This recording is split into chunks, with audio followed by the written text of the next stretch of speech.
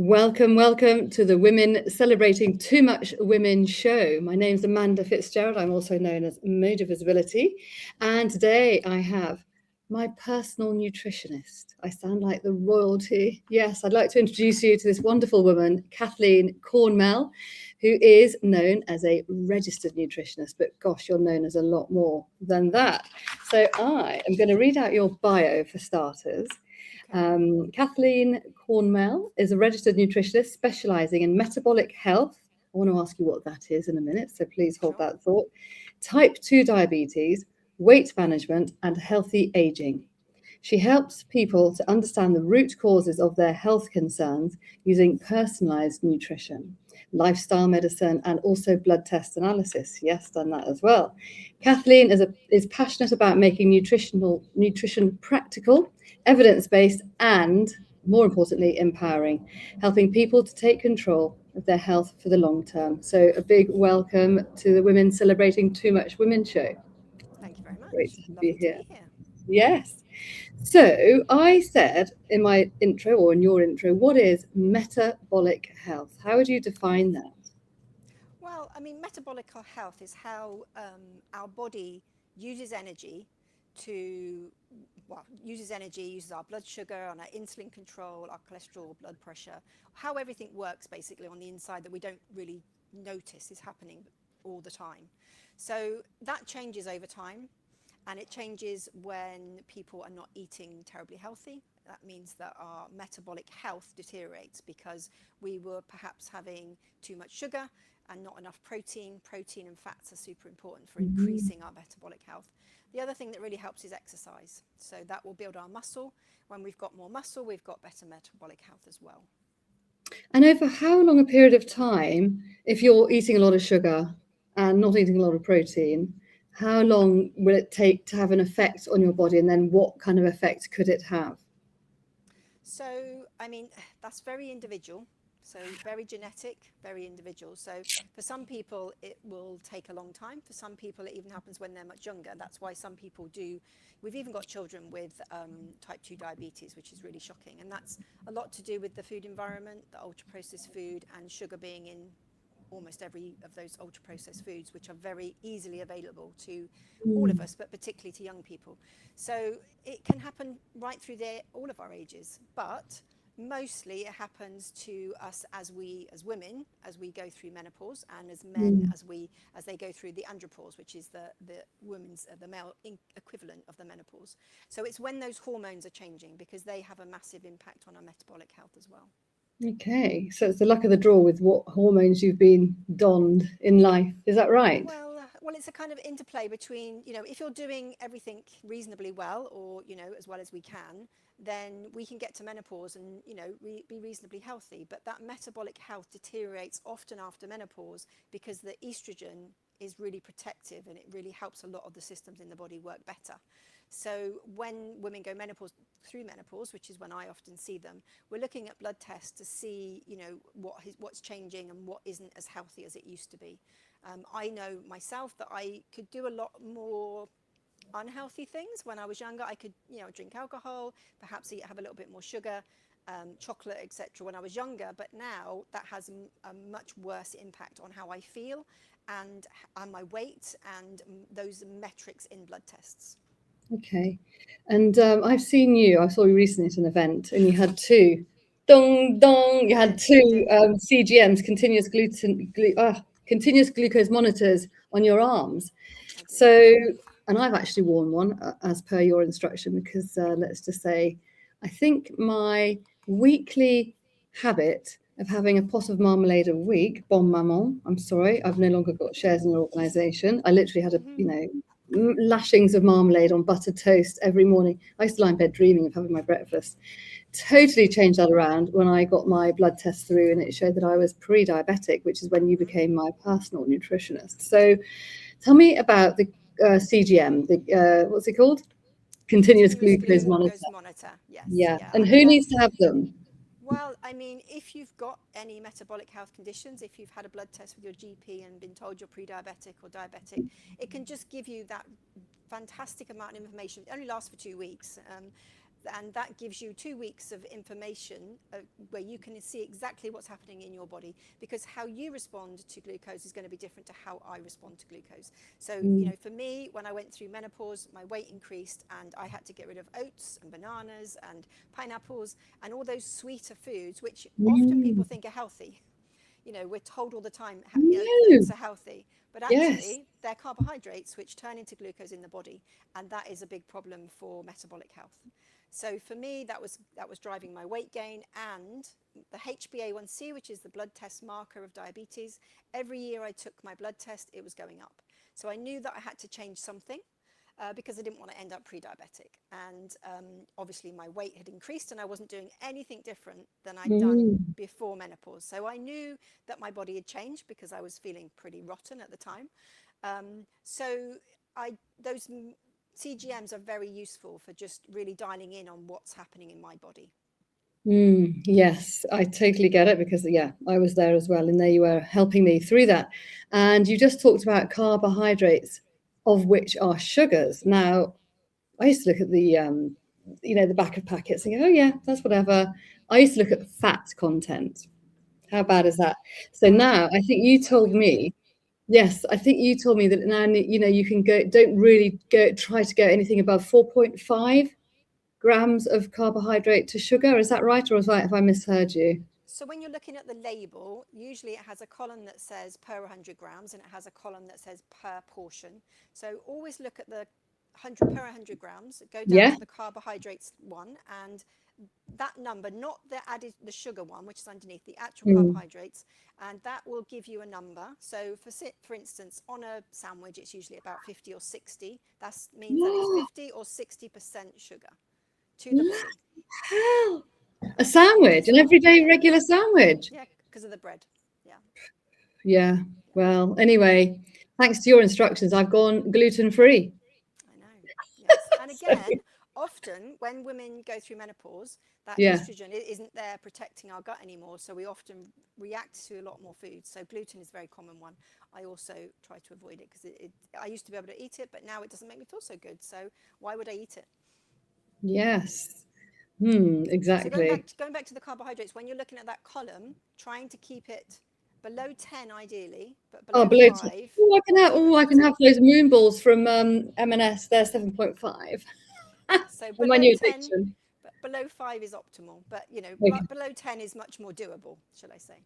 Okay, great. Well, and also, isn't sugar all associated with with osteoarthritis and early onset of arthritis? It's inflammatory. So any inflammatory condition, where different people are susceptible to different conditions, and any inflammatory foods, gluten, sometimes dairy, definitely sugar, those things are going to make an inflammatory condition worse. So we're always trying to lower those, because when we've got that blood sugar imbalance going on, that causes inflammation in the body. Right. Okay. Let's just quickly touch on, I need to talk about your too muchness, but I'm just too interested because it's too fascinating, which is why you need to create the Ask Kathleen show. I do. Estrogen. How can you replace that, or how can you get that if you don't want to be on HRT? That's a tricky one. Not a trick question. It's asking for a friend. So there are some estrogen foods that sort of increase estrogen in the body. So beans, lentils, some things like that can have an estrogen-like effect in the body. But for some people, it just doesn't work. So, essentially eating healthily, eating a whole range of foods, making sure your gut health is really healthy, that can really be helpful. But the soya type foods, which we've again been told previously that we shouldn't have, are actually quite good for us. So tofu, tempeh, edamame beans, those kind of things that are the healthy soya, not soya milks and things like that, which are a bit more processed. Those can be estrogen-like foods. Whole grains. Whole greens. Whole grains, but whole grains are tricky because then we're looking at more gluten, oats, those kind of foods. So it very much depends on the person, really. But what I would say is just having a wide variety of foods in your diet, whole foods, trying to avoid the ultra-processed foods, is going to improve your gut health. and that's going to help your body to produce more of those estrogens. But essentially, you know, HRT is a tricky one because we have lost our estrogen, we've lost our progesterone and our testosterone, and we are going to feel the effects of that. And for some people, they can cope without HRT, and for Yeah. some people, they find it really difficult. Poof, blimey, it's the right old minefield. No wonder you're getting into the press all the time, by the way. Let's talk about your press coverage that you've secured and the fact that you are a self-confessed introvert. And you said, I don't like all this getting into the press business. Then the other week you said, I'm addicted. And then you've got into, just tell us where you've been in. Oh, gosh. So I first got into the Times. Well, no, I first got into the local paper, so the Basingstoke Gazette. Yes. And that gave me a more, I don't know, it was a little bit addictive. I thought, oh, I quite like that. So then I got into the Times, the Daily Mail, the Saga magazine twice, Wow. Yahoo News. And then actually, I might have gotten another one today, so I'll have to update you on that one. You keep this under your hat. I need to know all the links. That is amazing. We're going to have to do a showcase on that. That is really great. But I'm really pleased that you've gone from, oh, I don't know, because I know that you were saying, I don't want to shout above the rooftops about what I do. But do you know what? There are so many women like me, like us, getting diagnosed with pre-diabetes, and we need to know. What really shocked me when I had my private consultation with you, I said, I love milky stuff, and I love to have a cup of milky tea. And now look at this. This is mint tea. And you said, Wow. tell us what you said about your meal. Well, I mean, if you're diabetic or pre-diabetic, then essentially what you want to do is lower the carbs, and obviously milk contains lactose, which is sugar. So if you're having milky tea all day long, you're going to be raising your glucose level all day long, along with, you know, the toast and marmalade. So, you know, you've got breakfast, and then you've got a snack, and then you've got another cup of tea. So your glucose level is never coming down. Your insulin level is never coming down all day, and that causes insulin resistance, and that is diabetes essentially. So you need those gaps between the meals, and a mint tea is perfect because there's nothing in it other than water and a bit of mint. So that's not going to have any effect on your insulin levels. Oh, that's so good to hear, because, yeah, I love my mint tea. And it was hard to give up. Number one, I gave up milk in my tea. Then I went to oat milk. And then you said, yeah, it's quite carbohydrate-y, you know, which goes to sugars. And now I use this brilliant powder, oat milk powder, called Overheard. Is it called Overheard? Yeah, Overheard. I think it is. Anyway, it's amazing. And it's really low in sugar. Great. So that's that. But I want to touch on your too muchness. So what is your too muchness that has become your superpower? My too muchness is, well, I had a long think about this because there were different things. But, you know, essentially when I was younger, I was called the bossy one in the family. But I think that made me an introvert when I became an adult, because I was the eldest child. So I was always telling my siblings what to do. So when I went out into the world, I think I felt like, oh, I don't want people to think I'm bossy. So I think that made me quite an introvert. But now I would say in my business life, like when I become really passionate about something, like at the moment, you know, the last few years, metabolic health, because I've gone through the menopause and I've seen the impact that it's had on my life. I now want everybody to know. And now sometimes probably people get a bit fed up with me going on about it, but actually I think we all need to know about it. So I'm just going to keep going. Yeah, just going to keep going. You keep going, being too much. And I think it's the ripple effect. So I had this pre-diabetes that's now been reversed or stopped because I've stopped my marmalade addiction. But, you know, and I've told friends about it. So they're making changes. So through me, you know, it's ripple, it's brilliant. And then, of course, getting into the press, which is going to help those readers. So I think, you know, you need to carry on banging that drum and telling us all about it. I remember when you were preparing an email, you're doing an email pitch once, and you signed it off, or I asked you to, maybe you didn't want to sign it like this, angry from Basingstoke. It was all about yes. Do you remember the story? What was the NHS doing? Well, I mean, they actually pay for people to go on Slimming World, which is the bane of my life. I literally had a client yesterday who's been going to Slimming World, and it's so difficult to change people's mindset about food when they've been told that some of the foods are sin foods. It drives me crazy. And the NHS, our taxpayers' money, is paying for that. So that really riles me. what do we need to, now you've got all these contacts in the press, can we do another angry from Basingstoke, from registered nutritionist and rural nutritionist to Amanda Fitzgerald?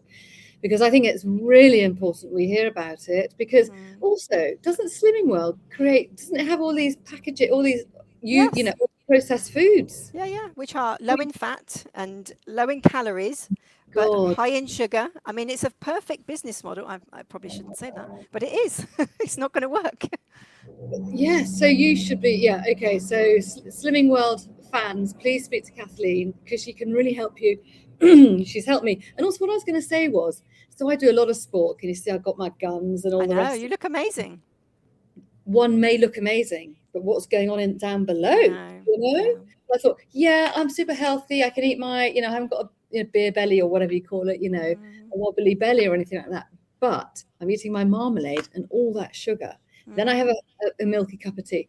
Oh, and I might have a quick chocolate biscuit. Oh my God, my diet has so changed. My daughter now calls me almond mum. So all I have, like, have you heard of almond mums? Apparently it's when it's like helicopter mums. So you say, don't have that, too bad for you. But I literally have almonds. I have macadamia nuts for my cereal, and I have milled linseed, which I mill myself. Well done. And then I will confess, you're probably going to tell me off.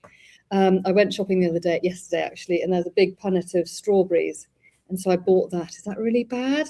Fresh strawberries to put in my cereal? No, that's great. I mean, so many benefits to fresh fruit, and it's 80-20, but actually fruit is, great. There's lots of reasons to have that for our gut health, but it's about not having them on their own. So trying to have them with some protein with your yogurt or whatever you're having. Actually, I had them last night when I was packing away the food, and I had them on their own. So, oops. Wow. 80-20. 80-20. 80-20. Okay. Well, Kathleen, it's been brilliant speaking, and I can't wait to see your show. We're going to start promoting it. It's called the Ask Kathleen Show. And I think you need to get people like me who've got queries and answer our questions and share the knowledge and start helping more and more and more people that you are already. So thank you so much. It's been brilliant. Yeah, no, it's been really fun. Nice to see you. Bye-bye. Bye.